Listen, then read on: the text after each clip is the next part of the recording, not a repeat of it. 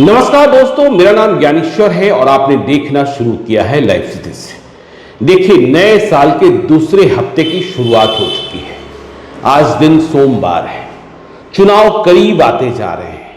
फरवरी के अंतिम हफ्ते में चुनाव की तारीखों का ऐलान हो जाना है। एनडीए गठबंधन चुनाव की तैयारी में लगातार व्यस्त है। 22 जनवरी को अयोध्या में रामलला भी पधारने वाले हैं। इसके बाद चुनाव का माहौल बदलेगा। देश में चुनाव का मूड क्या होगा यह भी पता चलेगा। देखिए, आज सुबह की खबर बताएं तो प्रधानमंत्री नरेंद्र मोदी की जो प्रस्तावित बिहार यात्रा थी वह अभी रद्द कर दी गई है। इसके भी कई मायने निकाले जा रहे हैं, लेकिन इससे बड़ी खबर यह कि इंडिया गठबंधन में खटपट तो है, बिहार की स्थिति भी ठीक नहीं है। देखिए, सीट शेयरिंग पर औपचारिक बातचीत कल दिल्ली में शुरू हुई। मुकुल वासनिक के घर पर बिहार के नेताओं का जुटान था, लेकिन इस बैठक से जेडीयू गायब हो गया। मैं ये नहीं कह रहा कि बॉयकॉट कर दिया, लेकिन जेडीयू के गायब होने की वजह क्या है यह बात किसी को समझ में नहीं आ रही है। देखिए, मुकुल वासनिक के घर पर हुई बैठक में आरजेडी की ओर से मनोज झा गए थे। कांग्रेस के बिहार प्रभारी मोहन प्रकाश भी थे, अखिलेश सिंह भी थे। कांग्रेस 8 से 10 सीटों का दावा कर रही है। यह मिलना नहीं है। देखिए, नीतीश कुमार और लालू यादव के बीच जो बात हुई है उसमें 17-17 या फिर 17-16 यह बात तो तय हो चुकी है। तो इसके बाद कांग्रेस के लिए बहुत सारी सीटें बचती नहीं है। 4 या 5 यही होना है यदि इंडिया गठबंधन सलामत रह गया तो। देखिए, इंडियन एक्सप्रेस की रिपोर्ट कहती है कि कांग्रेस को इस बात का ऑफर दिया गया है कि लोकसभा की 4 सीटें ले लें और राज्यसभा की 1 सीट। देखिए, लोकसभा चुनाव 2024 के पहले राज्यसभा का चुनाव होना है। बिहार प्रदेश कांग्रेस कमेटी के अध्यक्ष डॉक्टर अखिलेश प्रसाद सिंह का कार्यकाल भी समाप्त हो रहा है। वे राज्यसभा जाना चाहेंगे, यह बात लोग मान रहे हैं। तो कांग्रेस की परेशानी और कांग्रेस के प्रति जेडीयू की नाराजगी, अब तो कांग्रेस के खिलाफ जेडीयू के तमाम नेता बोलने लगे हैं, चाहे वो अशोक चौधरी हो, संजय झा हो या नीरज कुमार हो। देरी की बात होने लगी है और इस बात को भी महसूस किया जा रहा है कि कांग्रेस पार्टी नीतीश कुमार को इग्नोर कर रही है। लेकिन चलिए, ये कांग्रेस की बात है। और देखिए, जो भी बातें हो रही है, कांग्रेस बात कर रही है, उसमें बिहार की वामपंथी पार्टियों को शामिल नहीं किया जा रहा है। माले, जिसके बारे में यह भी खबर चली बीच में कि दीपांकर भट्टाचार्य भी इस बार राज्यसभा पहुंच सकते हैं। हालांकि अब तक बिहार विधान परिषद में या राज्यसभा में जाने में माले की दिलचस्पी नहीं रही है। लेकिन इससे बड़ी बात बताएं आपको कि जेडीयू और आरजेडी में भी सीटों को लेकर खींचातानी है। आरजेडी का दर्द यह है कि जो उनके दिग्गज नेता हैं, जो उनके एस्टैब्लिश्ड लीडर हैं, जिन्हें चुनाव लड़ाया जाना है, उन सीटों पर 2019 में जेडीयू को जीत मिल गई थी। अब इन्हें चुनाव कैसे लड़ाया जाए? जेडीयू साफ तौर पर कह रहा है जीती हुई सीटों पर कोई समझौता नहीं होने वाला है। 16 सीटें जेडीयू ने जीत रखी हैं। तो यह बात दो टुक कह दी गई है और यह दो टुक जो है वह आरजेडी को भारी पड़ रहा है। तेजस्वी यादव ने भी जनवरी के पहले हफ्ते में मुख्यमंत्री नीतीश कुमार से मुलाकात की थी। पहले दिन बधाई संदेशों का आदान प्रदान नहीं हुआ था। उस मुलाकात के भी कई निहितार्थ निकाले गए। तो देखिए, जेडीयू ने यह कहकर कि सिटिंग सीटों पर कोई समझौता नहीं, लेकिन बगैर सीटों की अदला बदली के बात बनती कहां है? देखिए, नीतीश कुमार अपनी शर्तों पर जीते हैं। आपको याद होगा कि 2014 में जब नीतीश कुमार अकेले चुनाव लड़े थे, लोकसभा चुनाव, तो मात्र 2 सीटें हासिल हुई थी।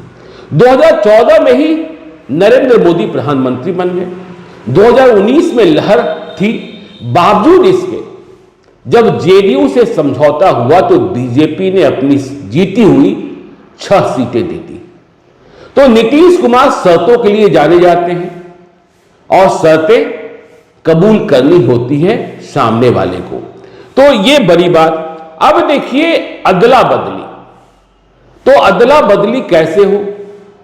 नीतीश कुमार ने सीतामढ़ी के लिए देवेश चंद्र ठाकुर, जो बिहार विधान परिषद के सभापति हैं, उनके नाम का ऐलान कर दिया है। दरभंगा सीट संजय झा के लिए तय माना जा रहा है।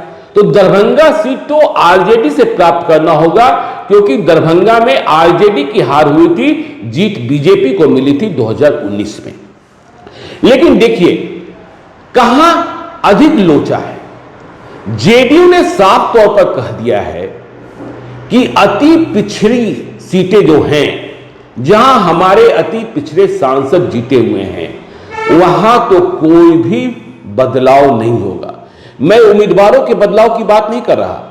नीतीश कुमार ने चुनाव की तैयारी शुरू कर दी है। कल ही आपने देखा होगा, उन्होंने मुखिया, उप मुखिया, सरपंच, बाकी लोगों के शिष्टमंडल से मुलाकात की, उनके मानदेय बढ़ाने की बात भी कह दी।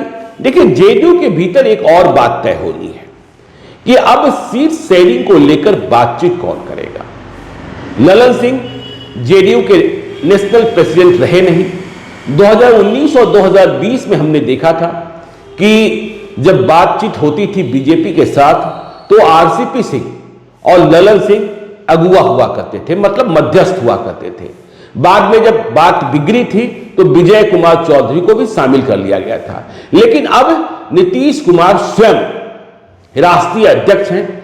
ललन सिंह ने यह कहकर छुट्टी ली है कि मुझे खुद के चुनाव में मुंगेर में व्यस्त होना है।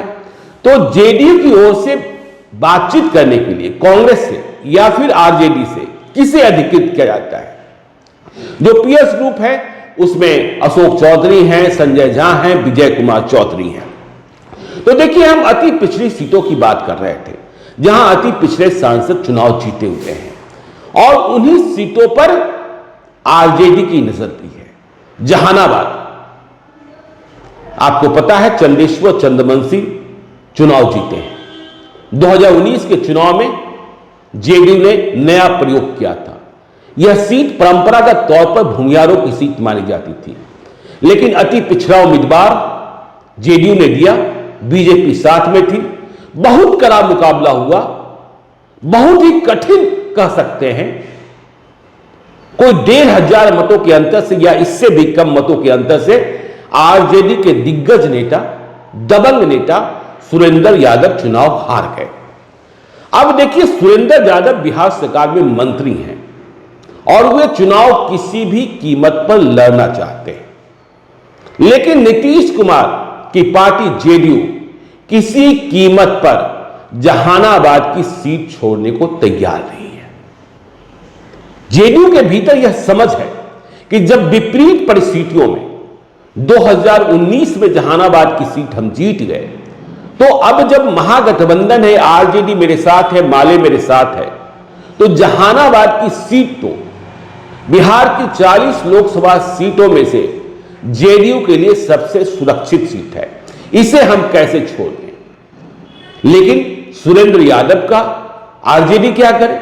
बीच बीच में यह खबरें आई थी कि सुरेंद्र यादव औरंगाबाद या नवादा से भी चुनाव लड़ने को तैयार है, लेकिन जहानाबाद सीट जेडीयू नहीं छोड़ेगा, यह बात तय मानिए, चाहे इसके लिए कुछ भी हो जाए। अब देखिए कटिहार को लेकर भी मामला फंसा है।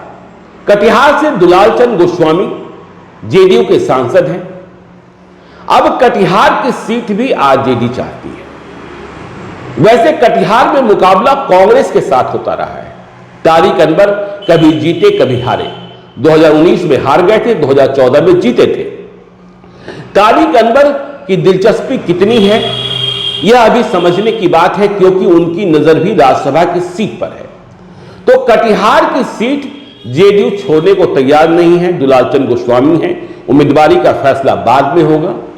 लेकिन आरजेडी क्यों इस सीट को मांग रहा है? अशफाक करीम माल जाल वाले हैं, राज्यसभा के सदस्य हैं, जब राज्यसभा के सदस्य बने थे 2018 में, उसके पहले उनके घर पर कटिहार मेडिकल कॉलेज के मालिक भी हैं। पटना में उनके घर पर मनु महाराज की टीम ने छापा मारा था, क्या क्या मिला था सबों को पता है। तो अशफाक करीम को यह पता है कि शायद इस बार दोबारा राज्यसभा जाना संभव नहीं होगा। आरजेडी भी चाहती है, जो आरजेडी का मूल समीकरण है मुस्लिम और यादव, कि अशफाक करीम को हम कटिहार से चुनाव लड़ा दें, लेकिन जेडीयू इसके लिए तैयार नहीं हो रहा है कि नहीं, यह अति पिछड़ा का सीट है, यदि हमने इसमें छेड़छाड़ किया तो यहां शिकस्त मिल सकती है। तो कटिहार का पंगा है। देखिए, अब झंझारपुर, जब हम झंझारपुर सीट की बात करते हैं, रामप्रीत मंडल चुनाव जीते हुए जेडीयू के, तो झंझारपुर, दरभंगा, मधुबनी, समस्तीपुर तो आरक्षित सीट है। इन सबों को एक नजरिए से देखना होता है। दरभंगा से संजय झा को चुनाव लड़ाने के लिए नीतीश कुमार ने मन बना रखा है, किसी हद तक जा सकते हैं, लेकिन आरजेडी के समक्ष भी एक परेशानी है कि उसे इन 3 सीटों में से कहीं एक सीट पर यादव को और कहीं एक सीट पर मुसलमान को चुनाव लड़ाना है। खबर यह भी है कि अब्दुल बारी सिद्दीकी तैयारी कर रहे हैं मधुबनी से, लेकिन कितना सफल होगा। झंझारपुर में मुकाबला यादव से होता रहा है, तो झंझारपुर की सीट पर जेडीयू के रामप्रीत मंडल जीते हुए हैं, जिन्होंने गुलाब यादव को चुनाव हराया था। तो यह सीट भी जेडीयू छोड़ने को तैयार नहीं है। नहीं, हम नहीं छोड़ेंगे, क्योंकि अति पिछड़ा वोट बैंक ही तो हमारा है, और इसी वोट बैंक में सेंधमारी की कोशिश बीजेपी कर रही है। तो अति पिछड़े सांसदों का या अति पिछड़ी सीटों पर दूसरी जाति के उम्मीदवारों को हमने खड़ा कर दिया, तो नीतीश कुमार का वोट बैंक बचेगा कहां? यह बड़ी चुनौती है। अब देखिए सुपौल की सीट, जहां से दिलकेश्वर कामत चुनाव जीते हुए हैं जेडीयू के। रंजीता रंजन को उन्होंने हराया था। रंजीता रंजन कांग्रेस की उम्मीदवार थी। रंजीता रंजन अब राज्यसभा की सदस्य बन चुकी हैं छत्तीसगढ़ से, तो उनका चुनाव लड़ना संभव नहीं हो पाएगा। कांग्रेस यह मानती है कि यह सीट हमारी है। 2014 में रंजीता रंजन ने जीत हासिल की थी, लेकिन फिर वही बात, अति पिछड़ी जाति के सांसद को कैसे बेटिकट कर देंगे नीतीश कुमार। उम्मीदवार कौन होगा मुझे नहीं पता। तो यहां भी कांग्रेस को ना कहा जा रहा है।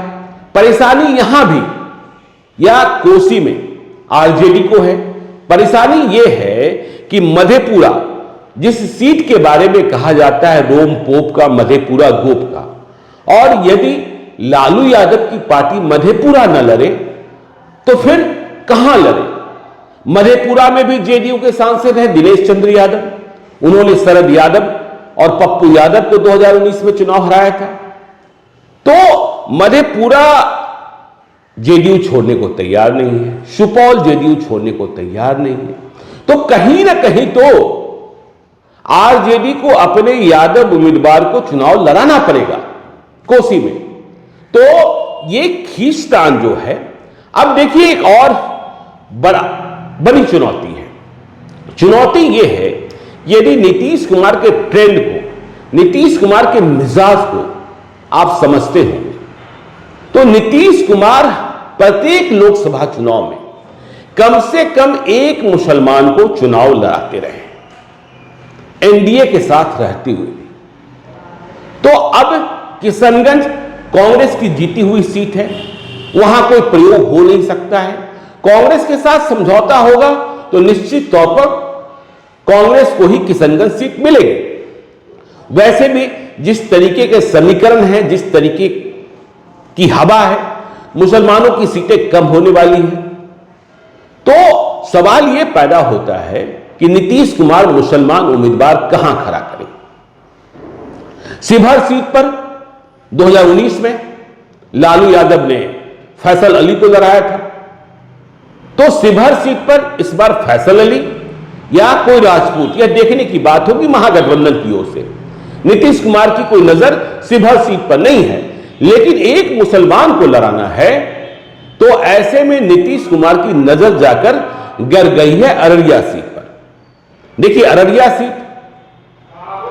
सीट के बारे में कहा जाता है कि वह तस्लीमुद्दीन के परिवार की परंपरागत सीट रही है। जब तस्लीमुद्दीन का देहावसान हुआ तो उपचुनाव में उनके बेटे ने जीत हासिल की थी, लेकिन बाद में दोनों बेटे अलग अलग चले गए। अब तो दोनों बेटे एक साथ हैं, मतलब एक ही पार्टी में हैं, मन से एक साथ नहीं है, भीतर से दोनों के मन एक नहीं है, दोनों में प्रतिद्वंदिता है। तो आरजेडी अररिया सीट पर दावा नहीं छोड़ना चाहती है और नीतीश कुमार इस संदेश को गंवाना नहीं चाहते हैं कि उन्होंने किसी मुसलमान को चुनाव नहीं लड़ाया। 2019 के चुनाव में भी याद कीजिएगा कि यह मान लिया गया था, तब गठबंधन था जेडीयू, बीजेपी और एलजेपी का। तो जब टिकटों का फैसला हो रहा था तो यह मान लिया गया था कि महबूब अली कैसर को रामविलास पासवान और चिराग पासवान टिकट नहीं देने जाते हैं।